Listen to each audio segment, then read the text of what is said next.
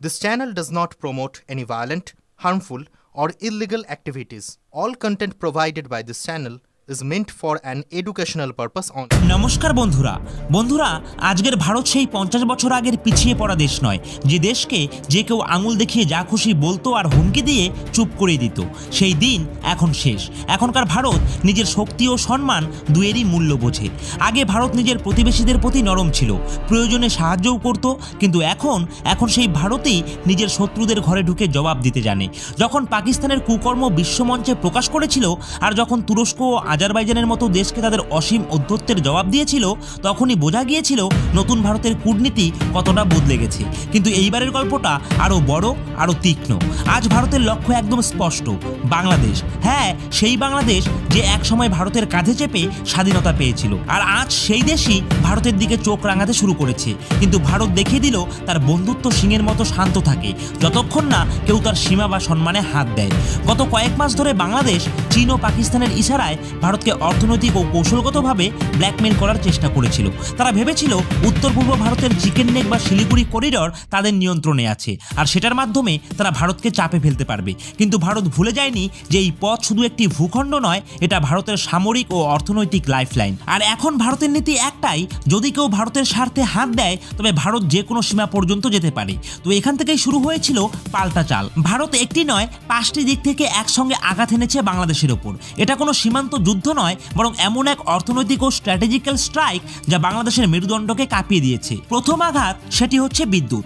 Adani group যে বাংলাদেশকে সস্তা দামে বিদ্যুৎ সরবরাহ করেছিল, হঠাৎ করে প্রায় 800 মেগাওয়াট বিদ্যুতের সাপ্লাই বন্ধ করে দেয়। এই বিদ্যুৎ দিয়েই ঢাকা, নারায়ণগঞ্জ, চট্টগ্রামের মতো বড় বড় শহরগুলি জলজল করত, আর গার্মেন্টস ইন্ডাস্ট্রি বাংলাদেশের অর্থনীতির ব্যাকবোন সচল রাখত।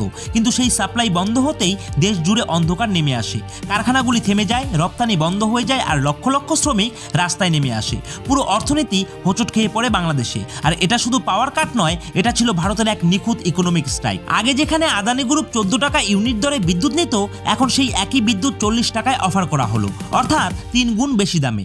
বাংলাদেশের শিল্পপতিরা হতবাক, কিন্তু বিকল্প কিছুই নেই। দেশের নিজস্ব পাওয়ার প্ল্যান্ট হয় পুরনো, নয়তো গ্যাস ঘাটতিতে বন্ধ। ভারত এখানে একটাই বার্তা দিল, এখন energy is also a weapon.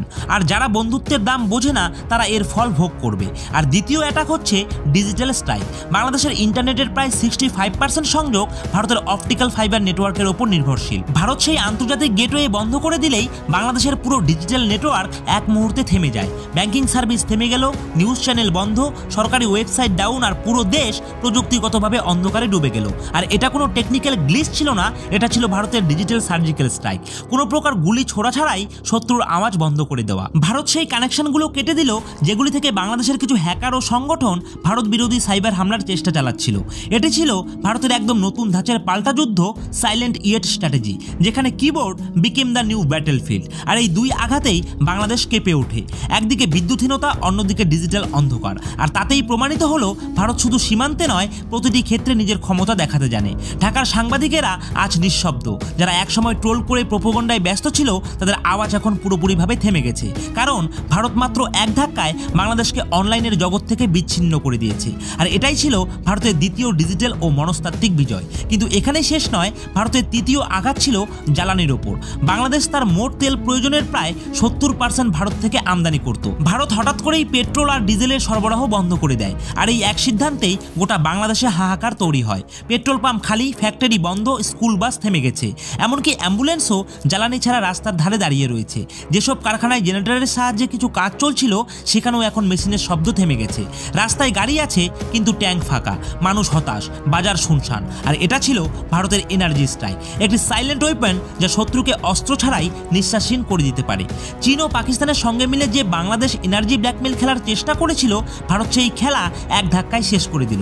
এখন বাংলাদেশের সামনে একটাই পথ, ভারতের শর্ত মানা। কারণ এটাই ছিল ভারতের সবথেকে নিখুঁত আর্থিক চাল, যা ঢাকাকে ভয় ও অনিশ্চয়তার মধ্যে ফেলে দিয়েছে। আর চতুর্থ আঘাত হচ্ছে খাদ্য সরবরাহে অবরোধ। ভারত সীমান্ত থেকে যেসব খাদ্যদ্রব্য বিশেষ করে চাল, ডাল, সবজি, ফল এই সব কিছুরই ওপরে সরবরাহ হঠাৎ করে বন্ধ করে দেওয়া হলো।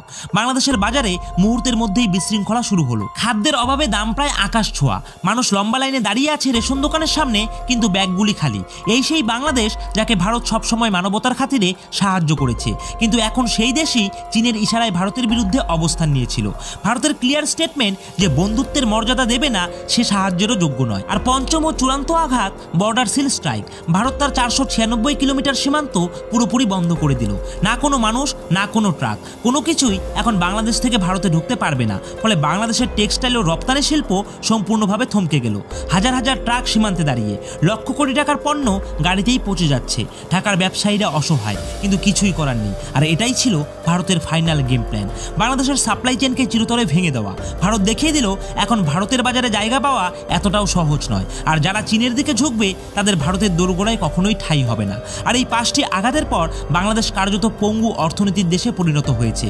বিদ্যুৎ গেল, ইন্টারনেট গেল, জ্বালানি গেল, খাদ্য সরবরাহ বন্ধ, সীমান্ত বন্ধ। আর এগুলি কোনো নীতি নয়, বরং নতুন ভারতের একটি শক্তির ঘোষণা। আর এটি ছিল একটি স্পষ্ট বার্তা, নতুন ভারত কারো দয়ায় নয়, নিজের সিদ্ধান্তে খেলে। তো বন্ধুরা, এই ছিল আজকের ভিডিওর মূল বিষয়বস্তু। তো আশা করছি আজকের এই ভিডিওটি আপনাদের ভালো লেগেছে। তো ভিডিওটি ভালো লেগে থাকলে অবশ্যই ভিডিওটিতে একটি লাইক করে দেবেন। আর এই গুরুত্বপূর্ণ ভিডিওটিকে আপনার বন্ধুদের সাথেও শেয়ার করতে একদম ভুলবেন না।